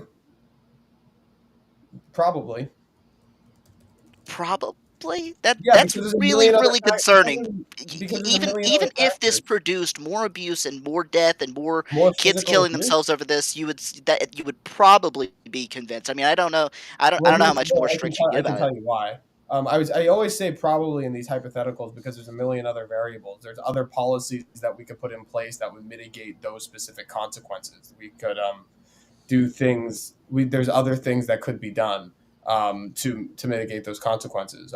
Now, to my mind, it's hard to think of an obvious one, so I'm going to say probably. I probably agree with you. But when it comes to hypotheticals like that, where there's so many other confounding variables involved, I'm not going to give you a definitive yes. Just because I say probably because I'm like 90% sure. But, there's always the 10% that you can figure out a way to mitigate those cases of abuse and stuff like that, and make sure that that kind of stuff doesn't happen. Because, of course, that's one of the deepest evils there is. So I realize that sounds bad at first blush, but really, I really am leaning. If children feel they can't trust their parents, and then now you're just telling them now they can't trust the teachers either. Like I would imagine if I was in that position where I was questioning myself, wondering about what I was going to do, and then my options are I can tell my parents, might get beaten. seriously, I'm in the Southeast. That's just what happens. Mhm. Or I could tell my teacher, but my teacher might tell my parents. You know, Well, I mean, who do I go to? What do I do then, John? Well, the teachers in the state should figure out the likelihood of you actually being physically beaten. And unfortunately, it's hard for me to trust those mechanisms at the moment because I feel that they're ideologically captured in many ways. But in my ideal world, let's say that things work the way I want them to work, I think you'd be able to make a decent prediction as to whether or not the parents will be physically actually abusive as opposed to, this weird, vague, overly broad. Well, mental abuse is still abuse. It's not Mental like abuse Right. happens. Again, It's bad. again, It's bad, there's- man. again, we have different definitions of abuse on this, but for the definitions of abuse that we share, if you had Child Protective Services come in and they did an evaluation and they decided the likelihood of actual abuse, I would be cool with exceptions to the rule. But I think the general rule should be reporting. Yes. Well, how on earth would you go about practically we're gonna- evaluating we're that? That gonna- doesn't make any sense. I know we're going over. I know. I told you. And then we're I- gonna It's go okay. back Don and Don's got say, some more stuff to do. let's I said 5 talk, minutes ago. yeah. I'm actually so annoyed about the internet issues, but that's okay. Things happen. People decide parental to authority, very, hit very much hit for- transformers with their cars down the street. Thank you, John, for being a trooper, man. Yeah. Yeah. Hey, I'm the lone wolf. I know you That's are. It's fine. okay. That's I know. fine. I Yeah. lost my friend. I'm so sad about it. Sad. So what when we talk about accountability and abuse and what is abuse, this is something that Jordan Peterson has gotten in trouble for, Yes. especially now that he's being and he said he's going to go to the mandatory trainings under CPO. He's gonna live stream it. He's going to live stream it. I can't wait. Yeah. So let's start with Vash. Vash, what do you think it's going to be like? What do you think they're going to tell him? What do you think these mandatory trainings are going to be like? it's probably going to be like a pretty boring corporate seminar. It's really funny that he's being held to this, but like, there's nothing they can do to change him. They really should just drop him from any kind of certification because he's a hack. The idea that he needs social media training is still like an implicit acknowledgement that he would be legitimate in his medical beliefs if he was just better about social media. But at this point, he should probably be, I don't know, sent out to pasture. Like he's old, he's insane. He was lobotomized by the Russians. I think that there's a nice farm upstate where, just send him upstate. I think it'd be better for him. Back to Alberta, get him out of Ontario, put him back in Alberta. That's so funny. Yeah, something like that. I think that I think that one of the biggest issues, and I know a lot of people don't see that, they go, oh, what's the issue with what he was saying? Well, a lot of it is that he's miscommunicating his credentials. I think on many accounts he has said that he's an evolutionary biologist. He has said that he is a neuroscientist, and that's just none of that is true. He said he's an evolutionary biologist? Yeah, he did on one of his shows. Yeah. An interview he had somewhere. Okay. I mean, I know what he meant, but that's just unbelievably irresponsible phrasing. I agree that was bad. Well, I know last week you and John, you and I got into it, and you said you wanted to say something back to rephrase. Yeah, all I wanted to say is that if we find the live stream, and if Vosh is right, that's very boring and corporate. I mean, part of the reason why I have a problem with this is because it seems to be that they're not really defining what the re-education is going to look like, what standards there's going to be, like what criteria are to be met. It's all very vague and black boxy and subjective, so that's upsetting. But if it turns out that the meeting is really just them saying, hey, don't call yourself an evolutionary biologist, say you're trained in it maybe to some level, and hey, when you're saying that you believe that the psych institutions are wrong or the surgeons are wrong, you have to say it's in a way that's not so denigrating or that's not so, like, if they really take like that very that's social media training, honestly. So well, sure, if that's actually what it is, then I think Peterson's overreacting, but I kind of doubt it. I kind of doubt it's going to be that genteel and minorly invasive. They have to make him woke. That's what I want. It'd be really funny. Like, here's the thing. That is the most entertaining option. The most entertaining option is them trying to make him woke on live stream and Peterson arguing. No, I disagree. I think the most entertaining option is seeing Peterson sweat as they're like, well, hello, class. Remember, when you go on social media, you have to represent yourself as a professional. Right, like No. that's going to be funny. The most entertaining is being put out to pasture. I'm sorry. That is true. That is true. That would be the most entertaining. That's not entertaining. That's like a bittersweet fairy tale ending. That's not funny. Well, That's bitter. what we're He doing can in eat grass all he season wants 11 to. of the U.S. of the U.S. America. That's he not what our probably fault he lines are probably like. experienced brain death a while ago. Okay, I We don't need know. we need Kermit. We need a Canadian Kermit like arguing with like his like woke I don't know. on live stream. I want to see it. That's the funniest option. So I don't know. Like, I think that a lot of it's kind of dodgy, and like I don't really trust a lot of it. But it all does kind of depend on what the re-education actually looks like. So until then, we'll see. I have very large doubts, but we will Very see. large. Yeah. I think we're really getting towards the end of the show. It's only through 90 Oh my minutes, and we're really goodness, like time 4 flies minutes. when you're having fun. Yeah, it does fly. It does fly. Yeah, this has been great. Yeah, it's been fantastic. So one of the things that I know that, like, watching some of your streams, people always put you in the camp on the left with the Democrats. What do you think is one of the things that Democrats do the worst and like have fuck up the country the most with? In a way that Democrats kind of are so bad at populist messaging. They're insanely bad at it. Yes. The problem is that like the Democrats as a whole, broadly, on average, are led by a bunch of 1990s Clintonite neoliberals. These are arrogant people who came to political prominence during a time when there was no meaningful, well, not no meaningful, but not many significant differences between the two parties. They every time they publicly disagreed, they would all go out and do the same like golf course together. Like there was no real like beating heart disagreement. And as a product of that, I think that the Democrats are really bad at understanding like the state of affairs. Even people like Biden, who has changed a lot in the past couple decades, and has been at times quite aggressive in ways that I definitely approve of. One's super predator.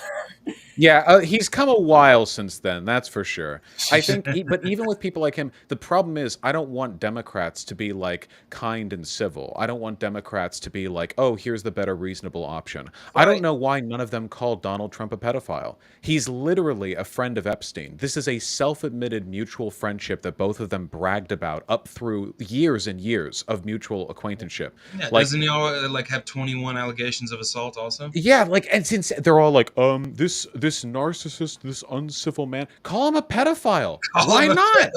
Well, don't you think that doing that would just exacerbate some of the partisanship that we're seeing in the country? Isn't like, as a politician or someone who's like, if you were in a position of government, wouldn't one of the things that you would try to do is have the country not fall apart?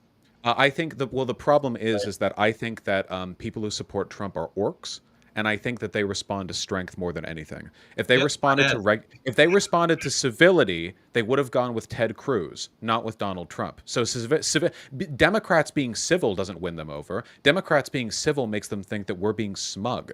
I think that the best thing that we can do is demonstrate that we have the strength and conviction to lead the country, because that's what sold them on Trump. Not Trump being civil, because of course he's not, right? But rather Trump indicating that he was above this civility politics bullshit, which the Democrats need to do this. Even the Justice Dems are bad about this. They still have to play ball. Yeah. You have like AOC sobbing as she votes for the fucking Israel nuclear dome, so that if a Palestinian child gets within like 10 miles of the Capitol, they get vaporized after having a talk with Nancy Pelosi. Like, there's so much shit the Dems try to do to keep it all under wraps, and I don't want it to be under wraps. I want it all to explode. How do you toe the line then, right, between like a politician who's actually good at piloting the ship, but is also a sophist. He's also a great carpet salesman, right? From like Plato's allegory, Socrates, like that's the trick. Allegory. The GOP ran into this problem too, because Trump wasn't very good at piloting the ship, but he did the sophist. I mean, yeah, and this is why we had 1 million people die. Like basically, COVID, what you said, Vosh, about what you want out of the new Democratic Party, and then Don saying, "What if we overcorrect to people who aren't very good at running things?"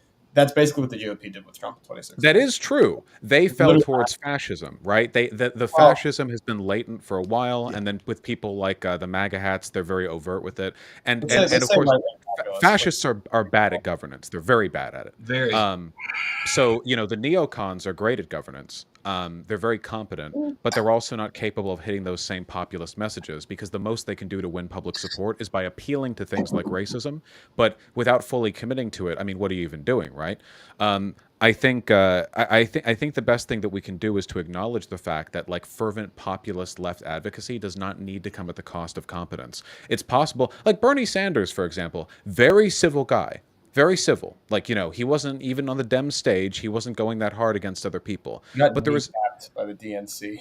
Right, but there was a kind of fire to the way he talked, an indication that he wasn't part of the regular rigmarole. And whether or not you get there by calling Donald Trump a pedophile, which he is, and I think that's a fair statement, or get there with this, like, us, the 99% against the, like, however you get there, if you get there, if the Democrats could do that, they would win every federal election from now on. Like, they would never lose the presidency again. It would be over. I think what would happen pretty quickly is everyone would just start calling each other pedophiles even harder. Oh, because the right doesn't currently do that already. The right that's the civility politics game where it's like if you go low, they'll go low. Political partisanship. They already go really low though, and I don't think it's going low to call DJ a pedophile though. Like really, friend of Epstein. I mean, no, I think that's fair. Donald Trump was an influential guy. Not everybody. Like I am. No, but like for this, the same way anyone on the right criticizes the Clintonites and Epstein and makes that connection, every single picture where Hillary Clinton is hugging Jeffrey Epstein, Donald Trump is there too, right? So like we have to recognize that Donald Trump is a real estate mogul in New York, where the Clintons are from, right? Tied all the way back to Tammany Hall. Like this is corruption all the way down. And while it's right that they are also, Trump is a pedophile.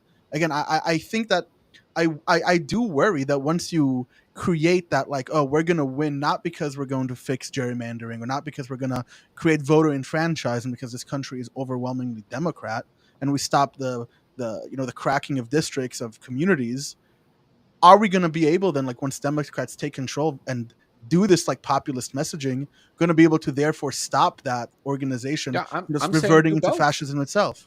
Lean into both. Like there's no reason. That's the thing. That's the dynamic. They don't have to be separate. You don't have to be. It's not a balance of like civility and competence versus incompetence and uncivility. You can pick and choose. Fascists are uncivil and incompetent. Neoliberals are civil and competent. But I think that populist left-leaning people can be both uncivil and very competent. And the incivility is always a means to an end, right? There's no actual political gain to saying that Donald Trump is a pedophile unless it moves people over. But I think that appeal to strength is big. Like the right, there are lots of people on the right who will vote for Trump, but who don't really like him that much. The polling indicates this.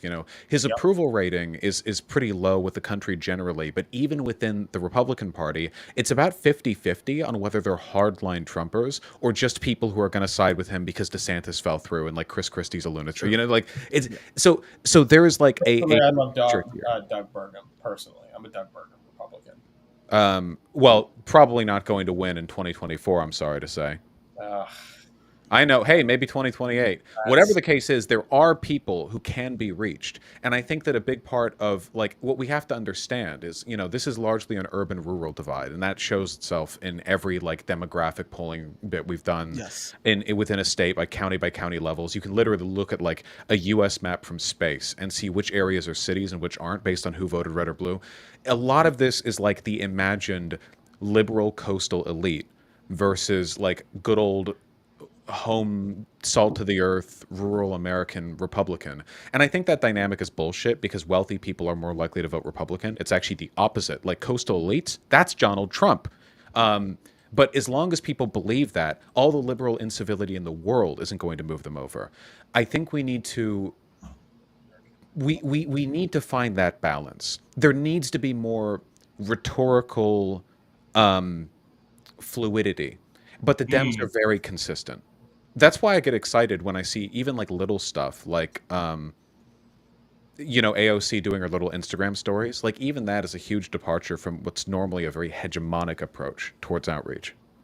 Should we use the same approach that corporations take for what we call in the private sector marketing in the political sector is propaganda? Should we take that same approach, that same marketing approach that academics learn when they go to universities and employ that within democratic measures and democratic governance?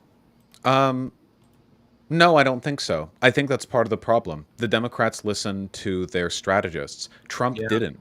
Like Trump didn't go with what a bunch of GOP strategists wanted him to do. He ignored them and ended up doing much better than anyone expected. I think because part of the reason why I think DeSantis is failing is because he's listening to a strategist. Agreed. He comes off so artificial. Yes. Like, just give me grumpy, onerous Ron. Like it's gonna work better than and obviously like perform and like obviously memorize like stingers on the debate stage. It's artificiality is something that's really easy to see and that everybody hates. He needs to He needs to ignore his guy. People want authenticity. People are like screaming for it. Joe Biden's pretty okay for this. Obama wasn't. Obama is incredibly smart and well-spoken and just like ungodly charismatic. But holy shit, is that dude like clear? Like, you know for a fact that when that guy is like engaging with the common man, he's internally seething that an elite like him would have to like deign. You think so? The vibes I get from him are like contemptuously elitist. I like to a psychopathic degree. It's all Patrick Bateman shit up in here. I actually feel that's why I said aloof. I actually feel as though he is kind of like you described, because I've seen interactions with him and people before. That's weird. It's like fucking Homelander, yeah. But Joe Biden, not Joe Biden. I legitimately think that if you saw Joe Biden at like a cafe or something, and you were like, "Oh, hey, Joe," he'd be like, "Hey, yeah." Like I like genuinely think that he's got like the actual old man friendly vibe. It could be that Joe Biden is that much more authentic just because he's older and he's just like, I don't give as much of a fuck as I used to give. I kind of maybe agree. he's changed his policies so much because maybe he's changed his policies so much. This is just a charitable reading that he's become a better man as he's gotten older, or, you know, dropped the whole gay thing. I don't know. That's just an argument that might be able to be made. No, I think I agree. Yeah, maybe he's just really leaning into like the old man don't give a fuck energy, which again, it's like, weird. I'll just let my advisors run. Kind of cute. Yeah. It is cute. It is cute. I think you know when two young people, when young people look at old people, go, "Oh, they're cute." Biden is that cute guy. You know, he puts his glasses on, he eats his ice cream, he falls off his bike and gets his Corvette Stingray. Yeah. Personally, I have nightmares about Dark Brandon. Personally, yeah, I'm sure. I do like that. It's a stupid meme, but playing into like stupid mimetic energy energizes people in a way Democrats don't get. Democrats still seem to think like people will get excited about like oh, here's my proposal for like a Pell Grant. Here's my like 12-step means tested look at how much better the economy will be. Dude, Americans don't give a shit about the economy. They learn through mimetics, just like you said. Yeah, the average American has the intelligence of like a sea cucumber. They're nothing, okay? You give people narratives. Do good, don't get me wrong, do good policy-wise, but you have to give people a narrative to sell it. Not just like, you know, oh, here are some numbers that show things have gone up. Well, I think that a lot of politicians get caught in like the local, county-wide, statewide elections where it seems that, you know, GOTV network and following your advisors works, but when they do get to the federal stage and all of a sudden the eyes of the nation are on them, that contrivedness kind of starts disappearing, right? Because like, on local elections, like when was the last time anyone were listening voted in their county election, right? 10%, 9% of people do that overall, whereas for the federal election it's 50%. So within those standards, it could be that listening to your advisors actually works. And once you start getting into the federal elections, it starts kind of falling apart. As Vosh is saying, you got to move them. You got to move their hearts. Yeah, well, it's like anything. It's that your advisors are going to be right a lot of the time, but you have to know when they're not right, and you have to be willing to do the right thing instead. It's just there's a level of like political intuition. Like, say what you want about Trump, but that guy's political. I mean, he was a reality TV star forever. Like, he just knows how to play to a crowd and knows how to play to a camera. He knows how to make a lot of fake stuff too. And he's also a walking meme. Like, you didn't even have to try. Like, he just. When you're that funny, the political intuition may work in some environments, but not in others. Like the messaging that gets you ahead in like a Clinton era is not the messaging that gets you ahead in a Trump era. Well, and so you have to know how to change with the times. And even more relevantly, the messaging that'll get you ahead in a primary doesn't necessarily do it for a general, which is the problem that I think Trump's going to have. Which is honestly, like I said, as if I have to say, my money currently is still on Biden. If I had to guess on who wins this thing. Yeah, I would also bet on Biden. If I had to bet money, I'd bet on Biden. I think the scariest thing would be if Trump wins again. I mean, like he said earlier, right? It would lead to a government falling into a halt. It'll kill all of us, yeah. Yeah, we are at the end of the show, though, guys. We're at the end of the show. We have to cut it. Did you want to take any callers or anything? I'm sorry. No, we don't really have time for callers, and we had too much like technical issues, which really sucks. And I really apologize. Yeah, we had good questions too, but I just want to say, Vosh, thank you for coming on. You're always welcome again to show up whenever you want. Please do come again. Yeah. It's been my pleasure. Thank you for having me on. And obviously, John, I know we disagreed a lot, but I still really enjoyed talking with you, and I appreciate being able to talk to you. 100%. I got to tell you, man, I was warned heavily, but you know what? You're not so bad. No, Vosh is not bad. I do want to say though that we do run shows. One second, John. I do want to say that we do run shows throughout the week. On tomorrow, John has an interview, right? With Brian Kaplan. He's a more right-wing market economists. So, me and Vosh talked about economics. We're going to talk about it with Brian Kaplan, who has a Yeah, Vosh can even call in to talk with Brian Kaplan. You're going to if you're interested. socialism pill him, right? You're going to. I will actually, bring him because on Steve's have a different opinion, I'll talk to him about, like, shouldn't we value the nation over the international? Shouldn't we be, like, a little bit protectionist, maybe, stuff like that? Well, we'll see. I think you should socialize. On Tuesday after Labor Day, I actually am having Cornell West come in on my show to have a conversation. Oh, shit. Yeah, which should be fun. And again, Vosh, you can call in. Any of these shows Vosh, are open to anytime. recording. Yeah. Anytime. Tart, who are you talking to this week? Zimmerman, Thursday, 8 p.m. EST or 5 p.m. PST, depending on where you're at. And Thomas is doing his show on the philosophy of science. Yeah, and I have an interview on September 9th. Who did I just say a minute ago? Richard Wilkman? Wait 1 second. It is Richard Winfield on September 9th at 5 p.m. Pacific Standard Time. He is a metaphysician, an epistemologist, and an ethicist. Yeah. So that should be fun. We're also 2 live events are planned. We're gonna release them soon. They're gonna be in New York. It'll be the 2 live events between philosophers. They're gonna talk about UFOs, God, and a bunch of other things, just like the events that happened before 2016. And Vosh, anything else you want to say before we end it? No, I think we about said it. Glory. No good to, plugs or anything. Yeah, no plugs. Only to myself when I'm Yes. Vosh everywhere. Vosh I'm in everywhere. a spiteful disengagement with basically everyone else in the online left. So I have a few see. plugs to make. I appreciate you having me on. Yeah, of course. Oh, and you're playing Starfield, right? No, oh Don't wait, tell me absolutely, anything. absolutely. What, another Bethesda game? Are you kidding me? Absolutely. course. I played Starfield when it was called Fallout 3. I played Starfield Yes. when it was called Skyrim. I've had enough. I'm done. No, real hot take. What do you think about IGN's rating? You think it's legitimate or you think it's illegitimate? I think it's probably too high. I genuinely hate Bethesda as a studio. Like I actively despise them. We have such short memories. Does anyone remember like 76? Does anyone remember how they lied and misrepresented for years and years, and then afterwards every damage control stuff they did was also them lying? And it was the worst, like biggest set of fuck ups I've ever seen from a game company. It was like so bad. But then it's like, oh, Starfield, and everyone's like, woo, new game. And then in 2 years, everyone's going to be like, wow, you play vanilla Starfield? That game's only good with 57 mods. Here's the mod list. Good luck not having your computer crash. So what game are you playing? So what game are you playing tonight, or when you're playing game? What's I'm just playing. Well, at this exact second, I'm playing Terraria. But I'm playing Armored Core 6 next. Nice. Heck yeah. That's the next one up. Donkey apparently didn't like it, so I have to see whether or not Donkey is bad or Donkey's good. Nice. Amazing. Send us your PO box. You can message it to Travis. I know you've spoken with him, and we'll send you your shirt. So, yeah, absolutely. I can't. I'm flushed. I never win anything. Thank you. Of course. And again, you're always welcome to come in whenever you want. You see us live, you can jump in whenever. Anyone's always welcome. Absolutely.